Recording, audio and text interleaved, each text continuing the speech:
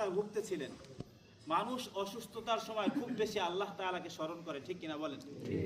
খুব বেশি তওবা করে এবং নিজের জীবনের কর্মকাণ্ডের জন্য, চাই ভালো কাজ হোক অথবা খারাপ কাজ হোক, উভয় ধরনের কাজের জন্য আফসোস করতে থাকে মানুষ।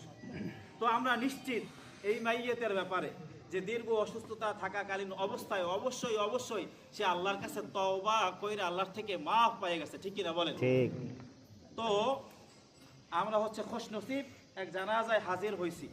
আল্লাহ রাসূল অন্য এক হাদিসের মধ্যে বলছেন যেই সমস্ত মাইয়েতরা খুশনসিব তাদের জানাজায় যারা উপস্থিত হইবে তারাও আল্লাহ তাআলার কাছে নাজাত পেয়ে যাবে। তো খুব মহামান্বিত এক জানাজায় হাজির হইছি, এটা আমাদের সৌভাগ্যের একটা বিষয়। তো আমি বলছিলাম যে সমস্ত মানুষরা ক্ষতিগ্রস্ত, শুধুমাত্র ওই সমস্ত মানুষরা বাদে যারা কি করতে পারে, তওবা করতে পারে। তো আমরা আজ থেকে নিয়ে একটা বিষয়ের উপরে প্রতিজ্ঞাবদ্ধ হই, এখানে যারা উপস্থিত হয়েছি, যে আমরা আমাদের জীবনে আর নামাজ ছাড়বো না। ইনশাআল্লাহ পারা যাবে? ইনশাআল্লাহ। আমরা আমাদের জীবনে আর কি ছাড়বো না? নামাজ ছাড়বো না।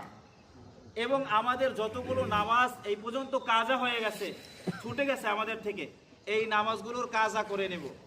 ইনশাআল্লাহ পারা যাইবে? ভাই এতটুকু যদি করতে পারি, 13 নম্বর পারার মধ্যে আল্লাহ ছোট্ট একটা শব্দ নিয়ে আসছে।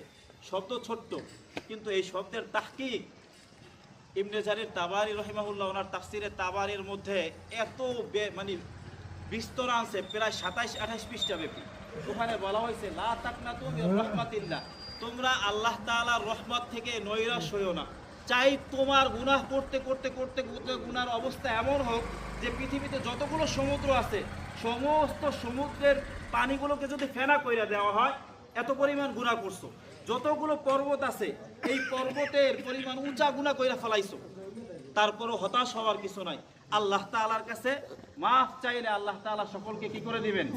মাফ করে দিবেন। এজন্য নিজেদের কর্মকাণ্ডের জন্য আল্লাহ তাআলার কাছে মাফ চাইবেন। এর পাশাপাশি যাদের বাবা মা ইন্তেকাল হয়ে ওই বাসবাগানে অন্ধকার কবরের মধ্যে শায়িত আছে তাদের জন্য দোয়া করবেন, এবং যেই মাইয়াতের জানাজায় উপস্থিত হয়েছেন এর জন্য দোয়া করবেন। পারা যাবে ইনশাআল্লাহ?